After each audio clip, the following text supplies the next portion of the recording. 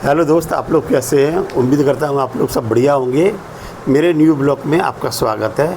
आज मैं चर्चा करता हूँ आप लोगों के बीच दहेज के ऊपर।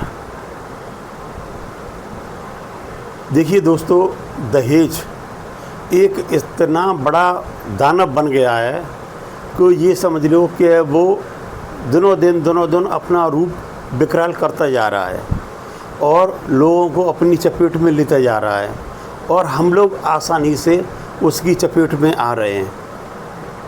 उसका कारण क्या है कि जो लोग जिनके पास में अनाप शनाप पैसा है, नंबर 2 की कमाई है, वो अपनी बेटी की शादी में अंधाधुंध खर्च कर रहे हैं अपनी झूठी शान दिखाने के लिए, समाज के सामने अपने आप को बड़ा साबित करने के चक्कर में। लेकिन उन्हें ये नहीं मालूम कि उनका ऐसा करने से जो बेचारे गरीब हैं, जो किसान हैं, जो गरीब लोग हैं, उन पे इन सब चीज़ों को क्या फ़र्क पड़ रहा है। कम से कम उन्हें ये तो सोचना चाहिए। अब ये समझ लीजिए आप कि जो जिनके पास में नंबर 2 की कमाई है वो तो आराम से कर रहा है सब कुछ, लेकिन जो बेचारा गरीब है वो अपनी बेटी की शादी के लिए खेत गिरवी रख रहा है, साहूकार से काफ़ी महंगी ब्याज पर पैसे उठा रहा है। अगर वो टाइम पर नहीं दे पा रहा है तो उसके खेत वो जब्त कर लेते हैं, कब्जा कर लेते हैं, खेतों पे, प्रॉपर्टी पे कब्जा कर लेते हैं। तो ये कितनी गलत बात है। दहेज को सिर्फ कोई नहीं, सिर्फ हम और आप बढ़ावा दे रहे हैं, कोई नहीं दे रहा है। और इन सब चीज़ों को कोई नहीं समझ रहा है। सब अपनी अपनी झूठी शान में ये सब कर रहे हैं।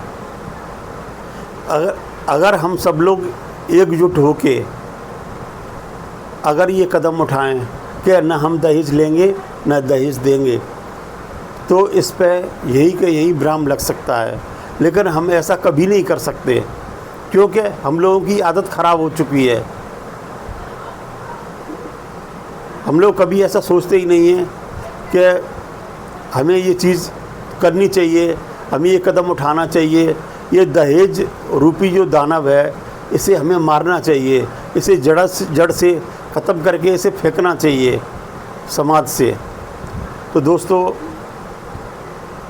इस संबंध में जो मैं आपसे चर्चा कर रहा हूँ दहेज के ऊपर, इसके लिए आपके क्या विचार हैं, कृपया करके मुझे कमेंट्स करके बताएं।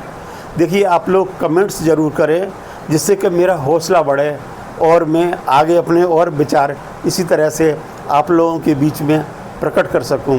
धन्यवाद।